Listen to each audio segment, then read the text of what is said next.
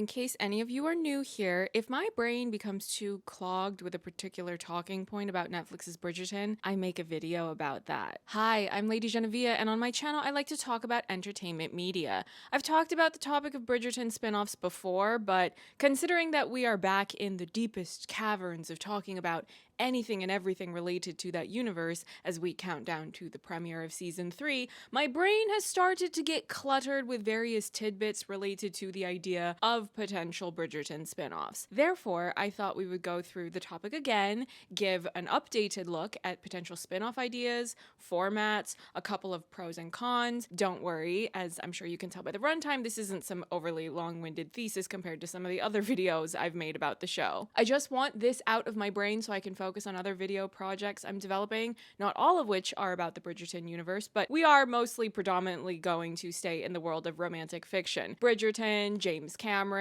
anywhere that I'm going to be fed some good romance, revolution, or both, I will be there. You summoned me with some good food, I will respond. For today's cat cutaway, you get a little glimpse of Yuki. She's a rescue, and these are her 2 babies. I will not be keeping any of them, but they were outside, and I just couldn't leave them out there in good conscience, so we got them snatched up and brought inside where they can live a cushy life until everyone is old enough to get vaccines, be fixed, and adopted into loving homes. If you would like to learn a bit more about them, I will be doing a bonus video on Patreon since those extra funds are helpful for all the extra cat food Yuki needs to eat to produce milk for her babies. The portion of the Bridgerton audience that watches my videos and also comments on them gives me a good variety of opinions. It's definitely not a monolith. The main thing they have in common is just that they like to watch Bridgerton. But as far as which characters or stories they favor or don't care for, which season they prefer thus far, the level of anticipation they have to see Colin and Penelope be the next main couple, all of those things vary. When it comes to the topic of spin-offs, I did a poll on my community tab to gauge interest in different spin-off ideas, and though there was definitely a clear and obvious winner out of the options I gave, there was also a variety in opinions shared in the comments. If I'm remembering correctly, I've received a comment either on that poll or on some other Bridgerton video I've posted from an audience member saying that they didn't actually want to see any other spin-offs because they don't want further delays in being able to watch a new season of the main Bridgerton series that is currently ongoing. That, of course, being the show that shifts from one Bridgerton child to another, getting to have their love story be the main focus for a particular season. Daphne, Anthony, Colin, and hopefully Benedict after that, so help me if you delay my capybara one more time! But it's an interesting idea because I have seen some sentiments before about people being upset that they needed to wait as long as they did for season 3 to be released because you had the Queen Charlotte limited series released after season 2. I would counter this particular talking point though with a reminder that it wasn't only the spin-off that delayed the release of season 3, it was also the fact that Netflix and a number of other mega corporations were not paying their workers fairly, so the workers had no other choice but to go on strike. Are there any downsides, though, to having spin-offs besides there being some members of the audience who do not want to wait as long to see another Bridgerton offspring do a love story? The main thing I would say is that, hypothetically speaking, if there are any actors on the main Bridgerton series that would like to wrap up their tenure on that show sooner rather than later, having spin-offs to do in between seasons of the main series would, in all likelihood, stretch out the timeline of when production and promotion of those particular seasons would happen. Alternatively, though, if they're not exactly in a hurry to conclude their time on that show, if there were spin-offs being released in between the main seasons, maybe that would free up the availability of those actors to be able to do other projects so that they're not locked into doing just one job playing just one character for however many years. It would really just depend on which spin-offs are being done. Is it a spin-off that would overlap enough with the main series so that some of those main series actors would also appear on the spin-off, or is it an entirely different cast? Furthermore, would spin-offs give more writers an opportunity to work in the Bridgerton universe, preferably more writers who are are romance fans and ones who come from diverse backgrounds and so on and so forth. There's really just too many variables to speculate on if we're speaking in these broad theoretical terms. I don't think it's possible to generalize too much about the topic of spin-offs as a concept because of the fact that there are so many different stories you could do and so many different ways to tell those stories. The only general talking point I would add before I move into the next section is that we've observed more than once that the main Bridgerton series is a very large ensemble. And with only 8 episodes to tell the stories you have in mind for that particular season, it repeatedly turns out that there will be different chunks in the audience that are clamoring to see more of a certain character or corner of that universe than what's able to be fit into that season. Also, if Netflix as a mega corporation that cares more about money than they do creatives, if they see the Bridgerton IP as profitable, them being willing to greenlight more spin-offs does make me think that it's less likely the show will be abruptly, prematurely canceled as many of the other Netflix original series have. But let's move on to the next section, which is the format. As I've already said, the main Bridgerton show has 8 episodes per season. Whether or not you think that's enough is debatable. As members of the audience who enjoy watching the show, it's easy for us to sit at home demanding that more episodes happen per season so that stories can be told in more detail. But one factor a lot of viewers don't take into consideration is that if Netflix doesn't give the show a larger budget, the people who have to do the actual labor would not be able to maintain the level of quality the show currently has. Taking the budget they currently have and dividing it by, let's say, 10 instead of dividing it by 8, there is no doubt that there would be a noticeable dip in the overall quality, be it in the way the show looks, the way that it's edited, or just something else that would change the way the show feels to the audience in a bad way. There's only been one spinoff so far for Bridgerton, and that was Queen Charlotte, which had 6 episodes instead of 8. 6 episodes is probably sufficient if you're only really focusing on one couple, and it's a contained story for a limited series that doesn't require you to set up a bunch of things for potentially multiple upcoming seasons. But it doesn't have to only be one of these 2 ways to format other potential spinoffs. When I was pondering about this topic, I had this nudge in my brain. It was a memory of how there were these short little supplemental releases for the show Elite, which I've stopped watching, so don't ask me where I'm at with that one. So I typed Elite into the Netflix search bar and found some information to refresh myself on the topic. The main Netflix series has 8 episodes per season, like the main Bridgerton series, but they also had these short stories for different characters on the show. Each short story consisted of 3 episodes, and the runtime of those episodes was also shorter than regular episodes. Depending on which story it was, there were episodes that could be as short as 9 minutes or as long as 16 minutes. So in total, you would be getting roughly a half-hour story. Now, I am not necessarily suggesting that if you take the time to do all that work to put together a period piece in the Bridgerton universe, all the money and labor that goes into putting together a period piece, that you should do something this short. However, if you go into a season and you know beforehand that you would like to make one of these short stories, maybe you could get your second unit director to take some of the actors aside and you film extra material for one of these short stories. We never saw a Canthony wedding, and I think a half-hour short story could very easily cover a wedding that a significant portion of the audience would love to devour. I know they want to see it because it gets repeatedly brought up in my comments. Saying I'm some kind of mental person! One of my favorite Netflix originals was a show called Sense8, and that was great. If you didn't know already, I'm a Wolfgang Kala girly. Those 2 were always the ones making me want to throw myself on the ground and just huddle up with my emotions. But the show was incredibly expensive to make, and Netflix was already on some nonsense, even though this was a situation happening many years ago, before they cemented the terrible reputation they have today when it comes to premature cancellations. They canceled Sense8 after only 2 seasons, and it ended on a cliffhanger, and the fandom was not having it. The outrage was so massive, and again, this was before Netflix was being yelled at daily online for 1,000 different premature cancellations. It was a different time. So they actually listened for once to the audience, and the show was given a green light to do a film to wrap up the loose ends, as opposed to a full season. When it comes to potential Bridgerton spin-offs, we should also remember that a film format is also an option. Think of how many beloved rom-coms or romance works of fiction on screen are done as films, be they released in the cinema or made for television. People need to stop sleeping on the 2007 Northanger Abbey. J.J. Fields' Henry Tilney lives in my head rent-free. Don't tease her, Henry. You were quite cast down when you thought Miss Morland preferred the company of others to your own. Perhaps she still does. I'm going to have a baby. right now.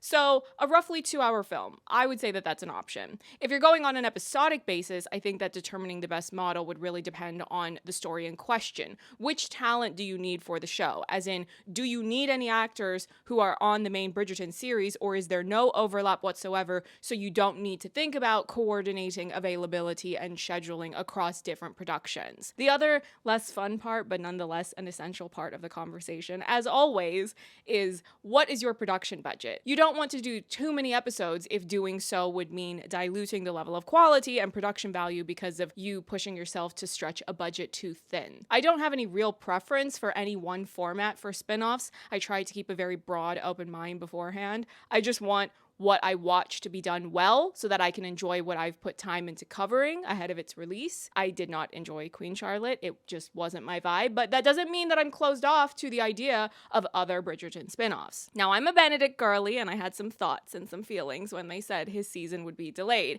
but ultimately, I just needed about a day or two to sulk, and then that was it. There are much bigger problems in the world than waiting an extra year or two for a new season that's more or less a given to be up next after whatever's about to happen. I've said before on numerous occasions that Bridgerton needs to start airing on a weekly basis to keep the show in the conversation, in the cultural zeitgeist, more than when you just release it all at once and it can be likened to a flash in a pan. I think that adding a few really well-made spin-offs into the mix, also being released on a weekly basis if they're an episodic spin-off and not a film, would also keep the Bridgerton world in the spotlight a bit more, and I think that's good. Another point I would make is that I don't think you're as likely to burn out your audience as quickly as other franchises have because of Bridgerton's unique format. Even though each season is following one after another, there is an element of anthology flavoring to the format of Bridgerton. Each season or each spin-off would presumably be a contained love story that would be able to stand on its own.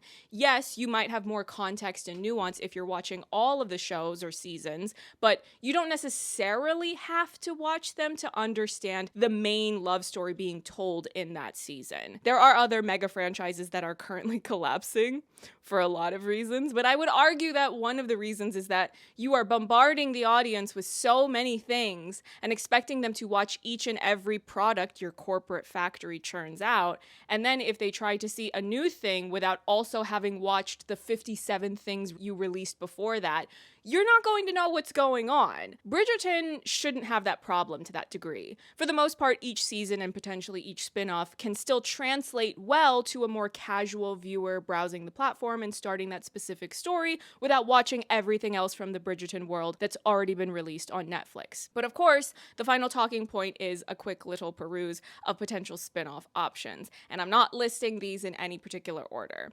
The first option is going to be a very broad one that I'm not going to elaborate on for reasons that will be obvious. We're going to call this option Books I Haven't Read. There are other books in the Bridgerton universe besides the ones that serve as the source material for the main Bridgerton series. Like I said, for obvious reasons, I'm not going to talk about those in any sort of detail, but the names of some of them do pop up a fair bit in my comments, especially this one. I don't know what this is, but it's definitely something viewers are interested in. People are repeatedly mentioning this, and I don't know what it is, but I don't really want to look up any details because I would rather avoid spoilers.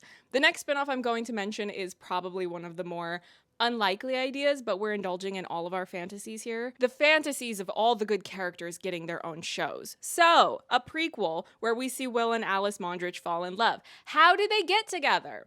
What does a love match look like when you're not a generationally wealthy landlord who goes into the marriage mart? I don't know, because more or less all the Regency romances we get fed are from people who are at minimum in that upper class. Even if they're less affluent within the marriage mart, they will still get a good match. A rich husband who doesn't care that they're less than loaded. Looking at you, Henry Tilney, that's my guy, that's my dude. How long have you been in Bath, madam?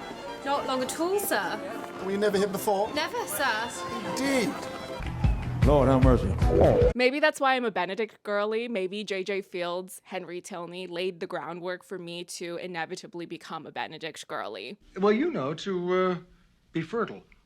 Anyway, Will and Alice, we see them together now, and they're cute. They have each other's back. I am so ridiculously excited about seeing what sort of material they will get in season 3 of Bridgerton, now that they seem to have been upgraded. Although technically speaking, I'm not sure if Alice is credited in the main billing of the show, or if she's still being categorized as more of a supporting character, since up until this point, we've definitely seen much more of Will. But baby steps are still steps, and I, for one, would be far more on board with seeing Will and Alice fall in love. Maybe it's shallow of me to want to watch even more pretty people fall in love, but in my defense, I think there was a lot more room for an interesting story here than there ever was for the monarchs to get their own spinoff. I never asked for that, I never wanted that, and I will never watch that again unless I have to for professional research purposes. Demon!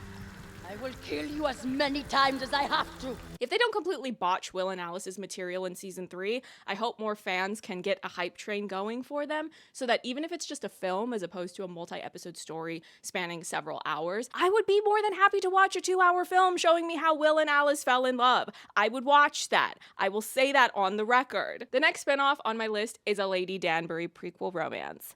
I've seen the prequel spinoff, as I've said, that she appeared in, and I wholeheartedly reject that story. I reject it. It doesn't exist to me. Lady Danbury's epic love story is not her being a side chick to an old white man with a racist wife. You know what I call a white man with a racist wife? Michael Shannon in Knives Out. And guess what? That means you're still part of the problem. Despicable material, a waste of a perfectly excellent actress, shows, comic books, all these long ongoing works of fiction, they retcon things and contradict their canons all the time. And I will happily manifest giving Lady Danbury a redo. I've never done a review of that spinoff, and the only way I would do it is as a Patreon perk for my Angels tier. That may or may not be coming in either April or May because I haven't decided exactly when I'm going to do it, but I will do that. I never want to see you again! You suck! Ah! Next spinoff on my list, the one that people keep asking where my video is, it's in the works, I promise. The goal is to have it published before season 3 releases, so I have a bit of a window to make sure I still get it done. I don't want to dump out all of my trains of thought about Bridgerton all at once anyway when we don't know exactly when new promotion will drop. I want to intersperse my Bridgerton topics in between other rom-com, romance, all those types of video topics. Of course, we're talking about Friedrich and Edwina. Being that this will get its own video, I don't want to overly explain why I want this spinoff to happen, but make no mistake, I've wanted this since the main show said what it said to make all of us go, oh, is that an option? That's what you have cooking up behind the scenes? Serve it up, I want a banquet, let's go. Free Freddie Stroma from being shackled to a dying cinematic franchise. Throw it away. Free him. Bring him back. Come home, Freddie. We, in the Bridgerton audience, we are welcoming you home. If Freddie Stroma and Charitra do even a photo shoot in character to prove proof of concept, I will collapse. I will. And I will not apologize for that. You gotta put your fingers in the holes. The next spinoff is the winner of the poll I posted a little while back, by a significant margin, by the way, a Violet Edmond prequel. Listen, I don't know what to tell you Hollywood higher-ups. The people have spoken. They feel very particular about this, and as a matter of fact, what a perfect way to redo the injustices of the past than to do a double billing, you do a Violet Edmond prequel, and you do a Lady Danbury prequel at the same time. Give her a do-over and let her find a man, a real love story, while we also watch Violet and Edmund birth the entire Bridgerton saga. I know that would be worth a watch and worth my coverage because it would be a show completely devoid of marital R-word. If you're going to put R-word into a work of fiction, it had better be a revenge story. Something like The Last Duel. I love that movie. Ridley Scott needs to adopt me as his grandchild because I need to learn his ways. I want to be on his frequency. Fuck you, thank you very much, fuck you, go fuck yourself. And finally, of course, I'm going to bring it up because it's something I've brought up on numerous occasions while talking about Bridgerton on my YouTube channel. My Madame Delacroix bisexual spinoff. We know Madame Delacroix is, shall we say, open-minded. In season 1, when she was hooking up with Benedict at the party. Intimate? Is that how old people say sex? there was a woman involved. It wasn't just the two of them. So in my mind, she is bi. I've seen the talking point brought up more than once in my comments that folks would like to see a queer love story in the Bridgerton universe, since they've already established that the whole magical cure that quote unquote fixed racism, which was a horrible backstory that is an insult to how actual revolutionary struggles are won, that cure did not extend to other types of isms. So those who are attracted to the same gender, they still have to live their lives in secrecy in the Bridgerton universe. The other night. What happened the other night? I do not believe anything happened at all.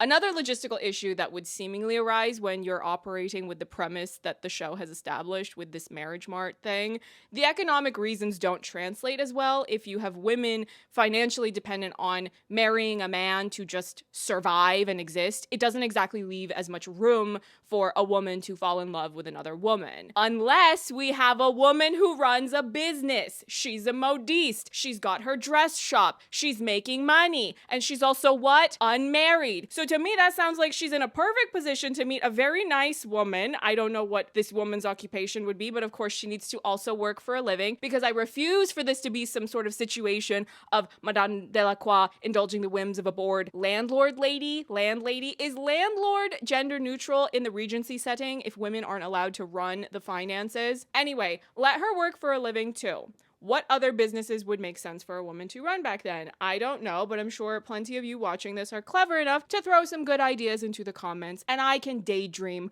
about this to numb the pains of existing under capitalism. Give Madame Delacroix a girlfriend. She's told Benedict she's married to her art, to her work, aka her dress shop comes first, and that's fine. But girl, you can have your dress shop and also a girlfriend who also works for a living. I believe that. Maybe I'm a dreamer, but there are worse things I could be. I could be someone who thinks Grease 1 is better than Grease 2. Blech. Can you imagine? I shudder to think it.